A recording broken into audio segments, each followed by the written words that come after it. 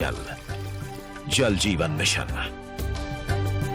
जल शक्ति मंत्रालय, भारत सरकार।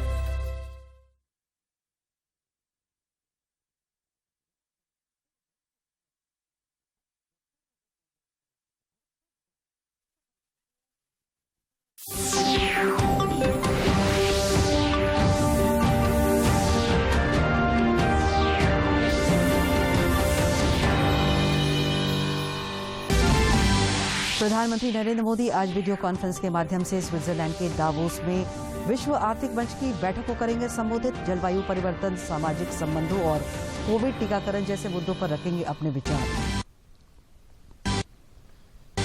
केंद्र ने झारखंड समेत सभी राज्यों को भारतीय झंडा संहिता का पालन सख्ती से करने का दिया निर्देश। केंद्रीय गृह मंत्रालय ने जारी की एडवाइजरी। झारखंड में कोरोना के दैनिक संक्रमण मामलों में आई कमी। पिछले 24 घंटे में 2776 नए मामले आए सामने। 4114 संक्रमित हुए स्वस्थ। टीकाकरण अभियान तेज। और राजधानी रांची समेत पूरे राज्य में मौसम हुआ साफ। बादल छटते ही बढ़ी कनकनी। अगले 24 घंटे में न्यूनतम तापमान में 2 डिग्री तक आएगी गिरावट। 22 से आसमान में फिर होगा बादलों का डेरा।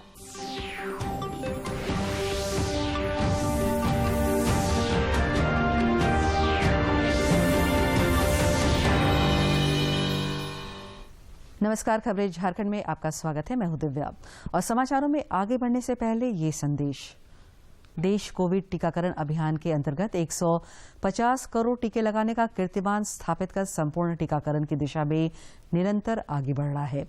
कोरोना वायरस का नया वेरिएंट ओमिक्रॉन मिलने से चिंता बढ़ी है। स्वास्थ्य कर्मियों, अग्रिम पंक्ति के कार्यकर्ताओं और अन्य रोगों से ग्रसित 60 वर्ष के ऊपर के लोगों को एहतियाती डोज लगाने तथा 15 से 18 वर्ष के किशोरों के लिए राष्ट्रीय व्यापी टीकाकरण शुरू हो गया है। आपसे हमारी अपील है कि यथाशीघ्र दोनों टीके लगवाएं और अन्य लोगों को भी टीके लगवाने के लिए प्रेरित करें। और अब समाचार विस्तार से। प्रधानमंत्री नरेंद्र मोदी आज रात 8:30 बजे वीडियो कॉन्फ्रेंसिंग के माध्यम से स्विट्जरलैंड के दावोस में विश्व आर्थिक मंच की बैठक को संबोधित करेंगे। इस दौरान वे विश्व की स्थिति पर विशेष व्याख्यान देंगे। आगे प्रधानमंत्री नरेंद्र मोदी आज रात 8:30 बजे विश्व आर्थिक मंच के दावोस एजेंडा में वीडियो कॉन्फ्रेंसिंग के माध्यम से विश्व के हालात विषय पर विशेष संबोधन देंगे। कार्यक्रम 17 से 21 जनवरी 2022 तक आयोजित किया जाएगा। प्रधानमंत्री नरेंद्र मोदी के अलावा विशेष संबोधन देने वाले विश्व नेताओं में जापानी प्रधानमंत्री किशिदा फुमियो, संयुक्त राष्ट्र महासचिव एंटोनियो गुतेरेस, यूरोपीय आयोग के अध्यक्ष उर्सुला वॉन डेर लेयन, ऑस्ट्रेलियाई प्रधानमंत्री स्कॉट मॉरिसन, इंडोनेशियाई राष्ट्रपति जोको विडोडो, इजरायल के प्रधानमंत्री नेफ्ताली बेनेट, अमेरिकी ट्रेजरी सचिव जेनेट एल येलेन और नाइजीरिया के उपराष्ट्रपति यमी ओसिनवाजो शामिल होंगे।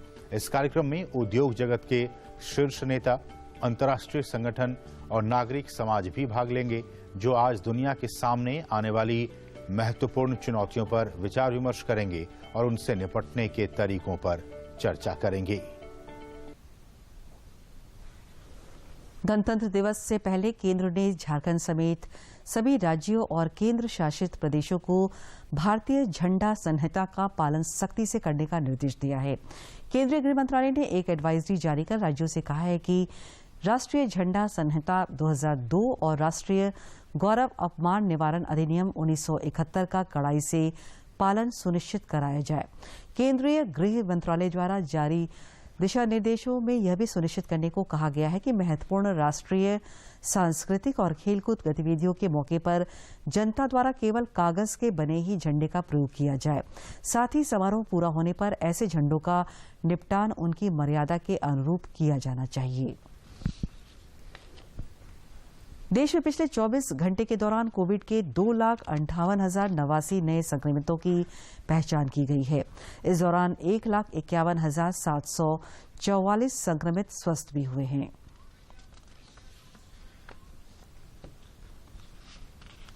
बात है पिछले 24 घंटों में कोरोना संक्रमण के 2,58,079 मामले सामने आए। देश में आज कल के मुकाबले 13,113 कम मामले आए। इससे एक दिन पहले देश भर में 2,00,000 71,202 मामले सामने आए थे। पिछले 24 घंटों में 1,51,740 लोग कोरोना से स्वस्थ भी हो चुके हैं। अब देश में कोरोना के सक्रिय मामलों की कुल संख्या 16,56,341 है। रिकवरी दर 49.27% पर।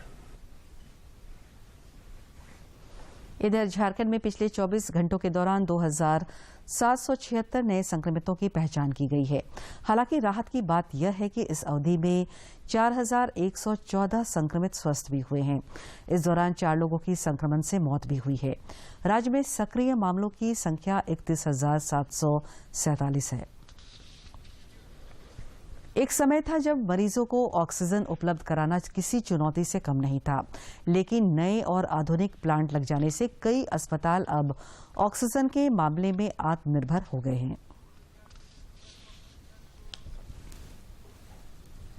रांची के सदर अस्पताल में 800 एलपीएम क्षमता वाले 2 ऑक्सीजन प्लांट बनकर तैयार है। इनमें इस प्रकार की तकनीक है कि ये प्लांट वातावरण में पाई जाने वाली सामान्य हवा से ऑक्सीजन को अलग कर उसे एकत्र करते हैं। सरल भाषा में इनकी क्षमता के बारे में कहें तो ये दोनों प्लांट मिलाकर प्रति मिनट 1600 लीटर ऑक्सीजन तैयार कर सकते हैं। अस्पताल के बेडों को पाइपलाइन के जरिए इससे जोड़ा जा रहा है ताकि जरूरत के मुताबिक मरीजों को निर्बाध रूप से ऑक्सीजन की आपूर्ति किया जा सके। सेपरेट करता है, जो जनरल हवा है उसमें से ऑक्सीजन को सेपरेट करता है।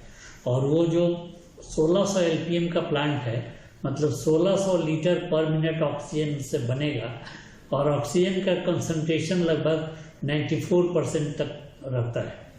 तो जब भी हम लोग को जरूरत होगी वो तो डिमांड जितना है उसके हिसाब से वो फीड करता है। मान लीजिए कि पेशेंट को अगर 10 लीटर पर मिनट चाहिए तो उस हिसाब से हम लोग 160 मरीजों को ऑक्सीजन दे सकते हैं। Civil surgeon doctor Vinod Kumar ने बताया कि इसके अलावा 100 एलपीएम क्षमता का एक ऑक्सीजन संयंत्र इमरजेंसी वार्ड में रखा गया है। वहीं 6000 लीटर क्षमता का एक लिक्विड ऑक्सीजन प्लांट भी जल्द ही तैयार हो जाएगा। अब जो मेरे यहाँ है, इसके अलावा 100 एलपीएम का एक और पीएसए प्लांट है जो इमरजेंसी से जुड़ा हुआ है, और इसके अलावा 6000 लीटर का लिक्विड ऑक्सीजन प्लांट है, वो भी तुरंत शुरू हो जाने वाला है। सब कुछ उसका लाइसेंसिंग ये सब भी हो चुका है और रिफिलिंग होना है और वो शुरू हो जाएगा। तो इस तरह से 6000 लीटर का वो है। तो इस तरह से हमने जो तीनों फ्लोर हम लोगों का है, जो टोटल पाइपलाइन कनेक्शन में है, वो सबके लिए हमको ऑक्सीजन अलग से लेने की जरूरत नहीं पड़ेगी। अस्पताल कर्मियों की माने तो कोविड की वजह से ही सही, लेकिन केंद्र सरकार के प्रयासों से अब अस्पताल ऑक्सीजन के मामले में आत्मनिर्भर हो गए हैं और ऑक्सीजन को लेकर चिंता अब बीते दिनों की बात हो गई है। या अदर भी कोई भी एलएमओ जो भी लगा है उससे काफी बूस्टअप हुआ है। इनफैक्ट कोविड के मामले में अन्य मरीजों को भी इसका काफी लाभ हुआ है। सदर अस्पताल में ही एक एग्जांपल लें तो सदर अस्पताल को जब एलएमओ या पीएसए लगने से आईसीयू फंक्शनल है तो वो काफी कारगर है, काफी है। कोरोना को दूसरी लहर के दौरान लोगों को ऑक्सीजन के लिए जदोजहद करते देखा गया। यही नहीं, इस दौरान कई मरीजों की मौत का कारण भी ऑक्सीजन की कमी होना बताया गया। ऐसे में बहुत ही कम समय में अस्पतालों को ऑक्सीजन प्लांटों से आच्छादित और सुसज्जित किया जाना स्वास्थ्य के क्षेत्र में क्रांतिकारी और ऐतिहासिक कदम साबित हुआ है। रांची से अवधेश गौतम की रिपोर्ट। देश में कोविड के विरुद्ध जारी जंग में टीकाकरण अभियान अनवरत चल रहा है। केंद्रीय स्वास्थ्य मंत्रालय के अनुसार देश में अब तक 1,57 करोड़ 20 लाख से अधिक टीके लगाए गए हैं।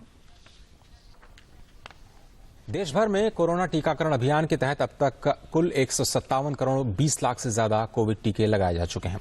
बीते दिन भर में 39,46,348 कोविड के टीके दिए गए। स्वास्थ्य मंत्रालय के मुताबिक केंद्र ने राज्यों और केंद्र शासित प्रदेशों को अब तक 158.12 करोड़ से ज्यादा कोविड टीके मुहैया कराए हैं। इनमें से राज्यों और केंद्र शासित प्रदेशों के पास 13 करोड़ 79 लाख से ज्यादा टीके फिलहाल उपलब्ध हैं। स्थानीय युवाओं के प्रयास से रांची के लोअर चुटिया में आज 45वां वैक्सीनेशन कैंप आयोजित किया गया। कैंप में बड़ी संख्या में स्थानीय लोगों ने टीके लगवाए। मौके पर मौजूद रांची नगर निगम के उप महापौर संजीव विजयवर्गीय ने कैंप आयोजित करने वाले युवाओं की प्रशंसा की और कहा कि ऐसे ही कर्मठ युवाओं के सहयोग से देश वैक्सीनेशन के संपूर्ण लक्ष्य को प्राप्त करेगा।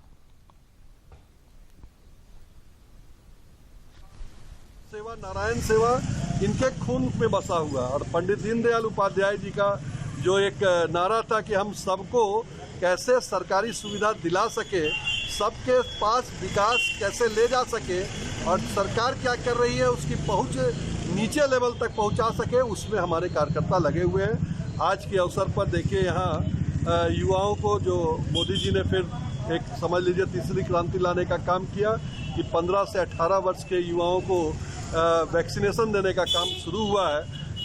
सब लोग लगे हुए हैं। इधर वैक्सीनेशन कैंप आयोजित करने वाले युवाओं ने कहा कि उनका यह प्रयास तब तक जारी रहेगा जब तक 100% देशवासियों का वैक्सीनेशन पूरा हो जाता है। किया जा रहा है कि यहाँ के 100% लोगों को वैक्सीनेशन हो और नरेंद्र मोदी जी के द्वारा निःशुल्क वैक्सीनेशन करवाया जा रहा है। और 15 से 18 वर्ष के लिए भी जब से सरकार के द्वारा यहाँ वैक्सीनेशन की सुविधा दी गई है तब से लगातार कौशल चौधरी के नेतृत्व में सब बच्चों को दिलवाया। करीबन मार्च से हम लोगों ने ये कैंप लगाना स्टार्ट किया था। जब कोरोना पीक पे था, दूसरी लहर जब पीक पे था और वैक्सीनेशन प्रधानमंत्री जी के द्वारा जब वैक्सीनेशन का घोषणा किया गया था और घर घर जाकर वैक्सीन पहुंचाने का घोषणा किया गया था, तो उस समय हम लोगों ने संकल्प लिया था कि हम लोग अपने मोहल्ले और इर्द गिर्द में जितने भी लोग हैं उसको डबल डोज किसी भी हाल में हम लोग घर घर तक जाकर के करवाएंगे। उधर कोडरमा जिले में कोरोना टीकाकरण अभियान तेज गति से चल रहा है। 3 जनवरी से 15 से 18 साल के बच्चों की वैक्सीनेशन प्रक्रिया भी शुरू हो गई है। इस उम्र के अब तक 10,000 बच्चों को वैक्सीन की पहली डोज लगाई जा चुकी है।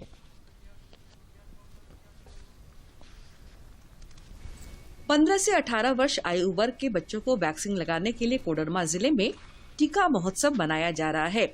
इसके तहत सरकारी और गैर सरकारी स्कूलों में शिविर लगाकर बच्चों को टीके लगाए जा रहे हैं। हम तो अभी वैक्सीन लिए हैं तो भी अच्छा ही लग रहा है। हाँ, इंतजार तो कर रहे थे। हम आकर के 2-3 बार घूम के भी गए यहाँ से, तो मेरा आधार कार्ड में 16-18 साल नहीं हो रहा था, तो सुरक्षित हो गए। कोरोना हम लोग को नहीं होगा, ये हम लोग को लगता है। और जितने भी बच्चे, उससे मेरा अनुरोध है कि वो लगवा लें। पहले से डर था जैसे कि वैक्सीन नहीं लेंगे तो कोरोना का डर था हल्का कि उसका बीमारी हो सकती है, और कोरोना मतलब वैक्सीन लेने के बाद तो हम लोग निश्चित हो गया कि अब तो कोरोना नहीं हो सकती है। टीकाकरण को लेकर इस उम्र के किशोरों में खासा उत्साह देखने को मिल रहा है।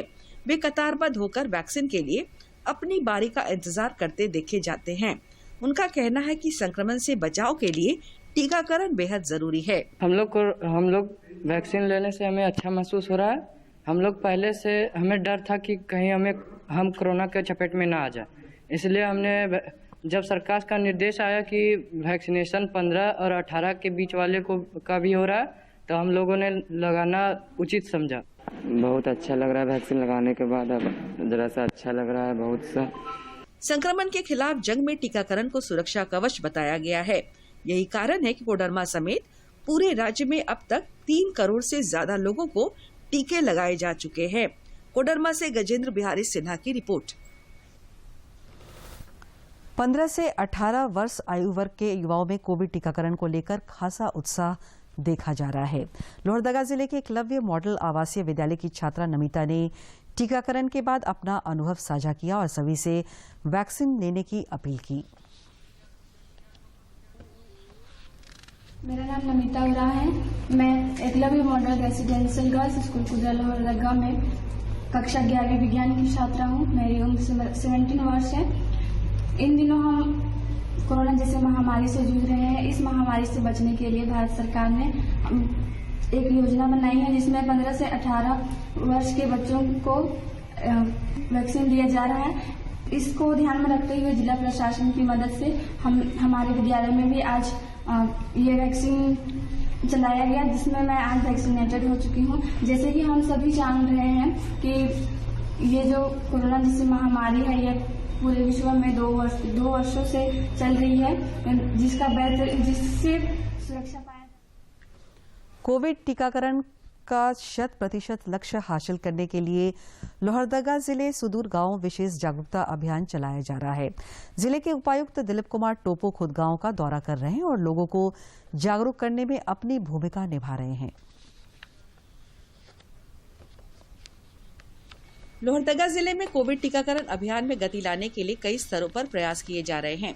जिले के उपायुक्त दिलीप कुमार टोपो स्वयं गांव की पगडंडियां नाप रहे हैं और लोगों को टीकाकरण का फायदा बता रहे हैं।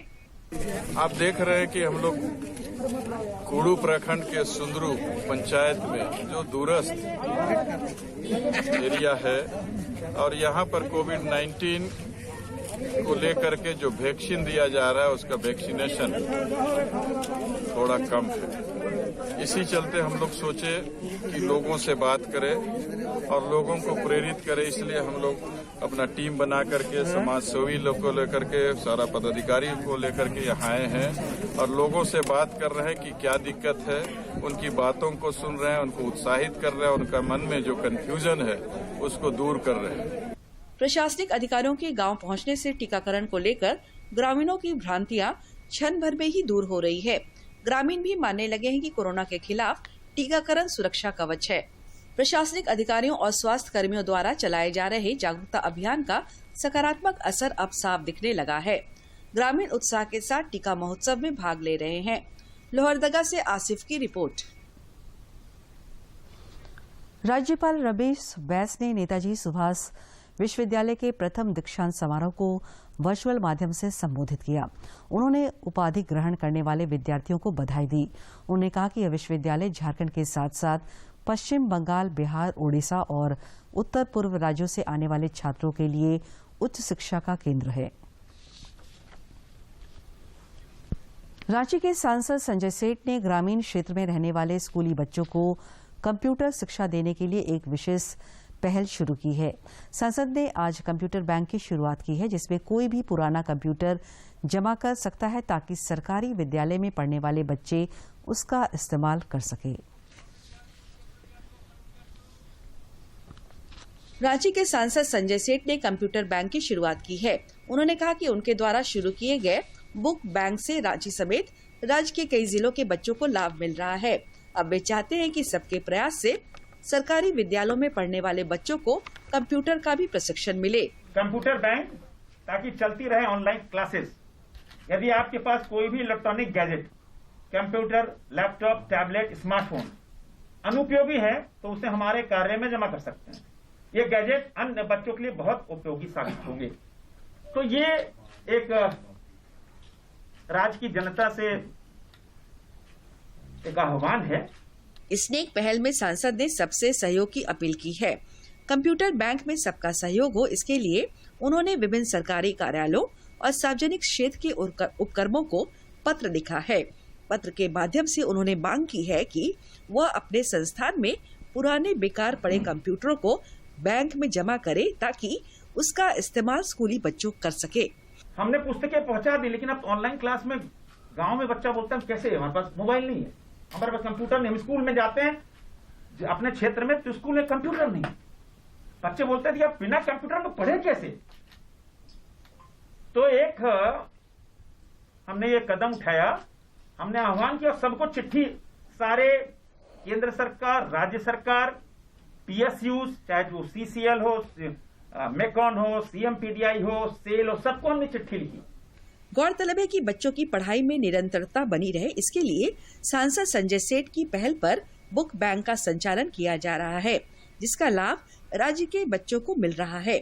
इस कड़ी में अब आने वाले दिनों में कंप्यूटर शिक्षा से भी बच्चे जुड़ सकेंगे। रांची से करमवीर की रिपोर्ट। राज्य के पूर्व ग्रामीण विकास मंत्री और भाजपा विधायक नीलकंठ सिंह मुंडा ने पंचायत चुनाव में हो रही देरी को लेकर राज्य सरकार की आलोचना की है।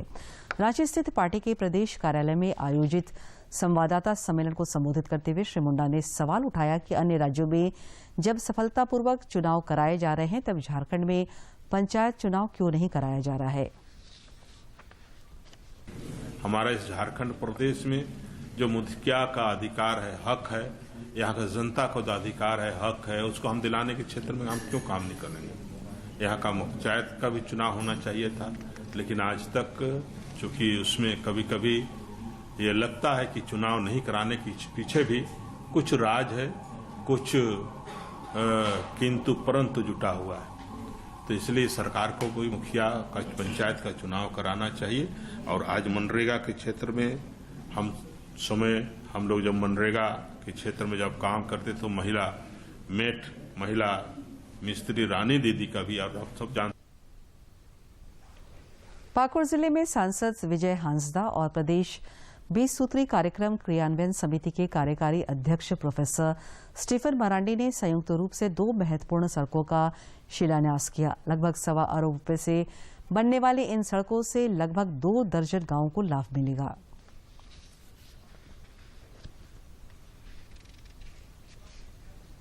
फुल जंजरी ये 2 रोड का आज हम लोग शिलान्यास कर रहे हैं। एक काम अभी हो चुका है और बाकायदा इसमें जो मुआवजा का भी रकम है, जो भी रोड में जमीन जाएगी उसमें लोगों को मुआवजा भी मिलेगा, इसलिए किसी तरह की कोई तकलीफ नहीं। और एक बहुत मजबूत रोड बनने वाला है। लोगों का जो डिमांड था वो आज पूरा हो रहा है।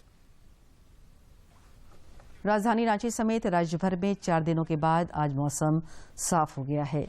मौसम विज्ञान केंद्र रांची के वैज्ञानिक अभिषेक आनंद ने बताया कि राज्य में पश्चिमी विक्षोभ का असर खत्म हो गया है। उन्होंने यह भी बताया कि अगले 24 घंटे के अंदर न्यूनतम तापमान में करीब 2 डिग्री सेल्सियस तक की गिरावट आने का अनुमान है। पहाड़ी क्षेत्रों में बर्फबारी के कारण झारखंड में कनकनी बढ़ गई है। उन्होंने यह भी बताया कि 22 जनवरी से आसमान में फिर से बादल छाएंगे और 23 जनवरी को राज्य के कुछ हिस्सों में हल्की बारिश हो सकती है। रांची के सांसद संजय सेठ ने कहा है कि लोकसभा के शीतकालीन सत्र के दौरान कांग्रेस और संपूर्ण विपक्ष ने बाधा डालने का काम किया है। इन सबके बावजूद सरकार ने अपने स्तर से बेहतर काम किया है। उन्होंने कहा कि रांची संसदीय क्षेत्र के लिए उन्होंने कई महत्वपूर्ण बिंदुओं को प्रमुखता से उठाया। कॉमन सिविल कोड का मार्ग प्रशस्त होना चाहिए, इस पे भी हमने अपनी बात रखी। मानव तस्करी पे, जो झारखंड में मानव तस्करी, बच्चों की तस्करी होती है, ह्यूमन ट्रैफिकिंग, वो बड़े स्तर पे, उसका भी डाटा हम आपको दे देंगे, मान लीजिए तो पूरे डाटा आ गए हैं। तो ह्यूमन ट्रैफिकिंग पे एक हमने कहा कि भाई झारखंड भवन में इसका एक अफसर बैठना चाहिए और कैसे हमारे बच्चे ह्यूमन ट्रैफिकिंग से बाहर ले जाते, शोषण होता है।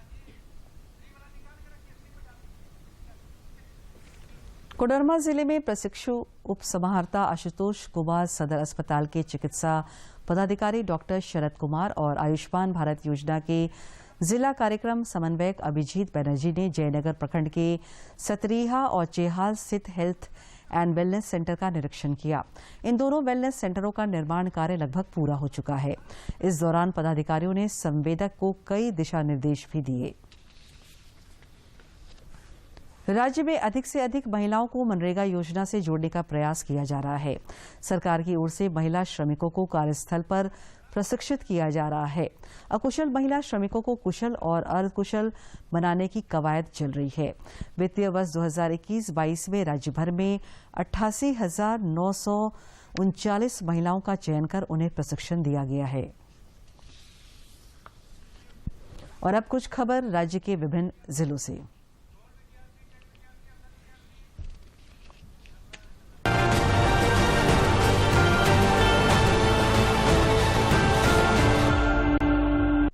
जनजातीय मामलों के केंद्रीय मंत्री अर्जुन मुंडा ने महान कथक, नर्तक और पद्म विभूषण पंडित बिरजू महाराज जी के निधन पर गहरा शोक व्यक्त किया है। श्री मुंडा ने अपने ट्वीट में कहा है कि उनके निधन से एक पीढ़ी का अंत हो गया। उनकी विरासत आने वाली पीढ़ियों को प्रेरणा देती रहेगी। नीलांबर पिताम्बर विश्वविद्यालय ने आज अपनी स्थापना के 13 वर्ष पूरे कर लिए। कोरोना को ध्यान में रखते हुए वर्चुअल माध्यम से स्थापना दिवस कार्यक्रम आयोजित किया गया। इसमें बतौर मुख्य अतिथि पलामू के प्रमंडलीय आयुक्त जटाशंकर चौधरी शामिल हुए। कार्यक्रम में कुलपति प्रोफेसर राम लखन सिंह और प्रति कुलपति प्रोफेसर दीप नारायण यादव ने भी शिरकत की। भाजपा ने राज्य की हेमंत सोरेन सरकार के वित्तीय प्रबंधन पर सवाल उठाए हैं। भाजपा विधायक अमित मंडल ने कहा है कि कैग रिपोर्ट के अनुसार साल 2020-21 के लिए कुल प्राप्तियां 71 करोड़ 110 लाख थी। इस दौरान पिछले साल 2019-20 की तुलना में राजस्व संग्रह में करीब 7% की कमी आई। झारखंड मुक्ति मोर्चा के केंद्रीय अध्यक्ष और राज्य के पूर्व मुख्यमंत्री शिबू सोरेन दूसरी बार कोरोना संक्रमित की चपेट में आए हैं, इसलिए उनके सैंपल की जीनोम सीक्वेंसिंग कराई जाएगी। इसके लिए नमूने ILS भुवनेश्वर भेजे जाएंगे। रांची के civil surgeon doctor Vinod Kumar ने बताया कि चूंकि पूर्व मुख्यमंत्री शिबू सोरेन दूसरी बार कोरोना संक्रमित हुए हैं, इसलिए उनके सैंपल की जीनोम सीक्वेंसिंग कराने का निर्णय लिया गया है। धनबाद जिले में जमीन कारोबारी मेहताब आलम उर्फ नन्हे हत्याकांड में नामजद शूटर हैदर ने आज मुख्य न्यायिक दंडाधिकारी संजय कुमार सिंह की अदालत में आत्मसमर्पण कर दिया। अधिवक्ता धर्म कुमार वर्णवाल एवं अपर लोक अभियोजक जब्बार हुसैन की दलील सुनने के बाद अदालत ने हैदर की जमानत अर्जी खारिज कर दी और उसे 14 दिनों के न्यायिक हिरासत में धनबाद जेल भेज दिया। हजारीबाग सिविल कोर्ट में मारे गए गैंगस्टर सुशील श्रीवास्तव के बेटे अमन श्रीवास्तव के करीब दर्जन भर ठिकानों पर झारखंड पुलिस के आतंकवाद निरोधक दस्ते की 2 दिनों से छापेमारी चल रही है। रांची, लातेहार और चतरा के करीब दर्जन भर ठिकानों पर ATS की छापेमारी जारी है। कोलकाता में आयोजित अंतर्राष्ट्रीय कराटे प्रतियोगिता में भारतीय कराटे टीम में शामिल झारखंड राज्य की 10 वर्षीय अंजलि कुमारी ने अपने दोनों स्पर्धाओं में 2 स्वर्ण पदक जीतकर देश को गौरवान्वित किया है। प्रतियोगिता के पहले दिन झारखंड की महिला खिलाड़ियों ने अपना उम्दा प्रदर्शन करते हुए अपने अपने स्पर्धाओं में पदक पर कब्जा जमाया। देवंती कुमारी ने कांता में स्वर्ण जबकि कुमिते ने रजत पदक जीता। प्रियंका हेम्ब्रम ने कांता में स्वर्ण और कुमितों में रजत पदक जीता। सुहानी कुमारी ने कांता में रजत पदक जीता।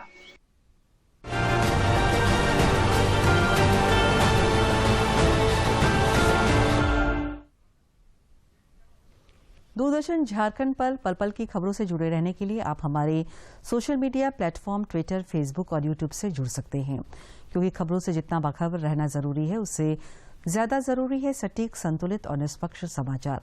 हमारा ट्विटर हैंडल और फेसबुक पेज है DD न्यूज झारखंड। आप हमें YouTube channel Jharkhand DD news पर भी देख और सुन सकते हैं।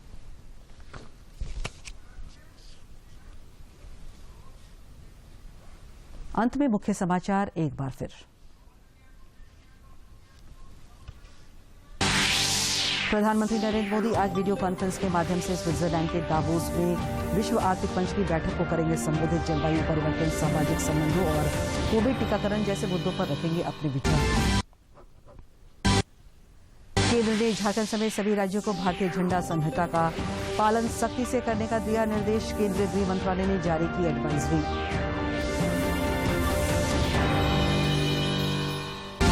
झारखंड में कोरोना के दैनिक संक्रमण मामलों में आई कमी। पिछले 24 घंटे में 2776 नए मामले आए सामने। 4114 संक्रमित हुए स्वस्थ। टीकाकरण अभियान तेज। और राजधानी रांची समेत पूरे राज्य में मौसम हुआ साफ। बादल छटते ही बढ़ी कनकनी। अगले 24 घंटे में न्यूनतम तापमान में 2 डिग्री तक आएगी गिरावट। 22 से आसमान में फिर होगा बादलों का डेरा।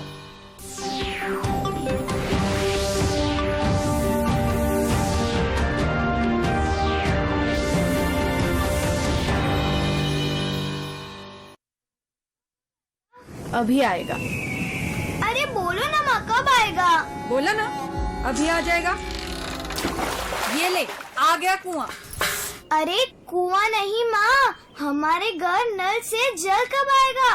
नल से जल? अरे गुड्डी, बहुत जल्दी आएगा पानी। जल जीवन मिशन आ चुका है।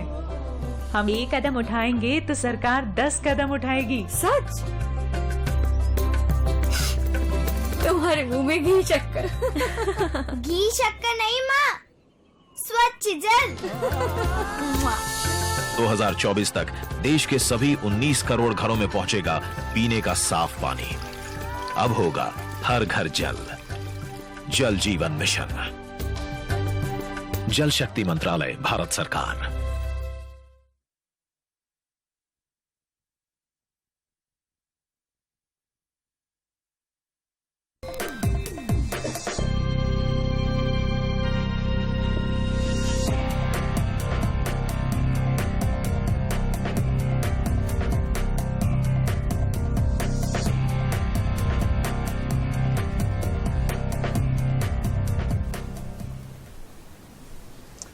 नव भारत मंथन में आप तमाम दर्शकों का स्वागत है।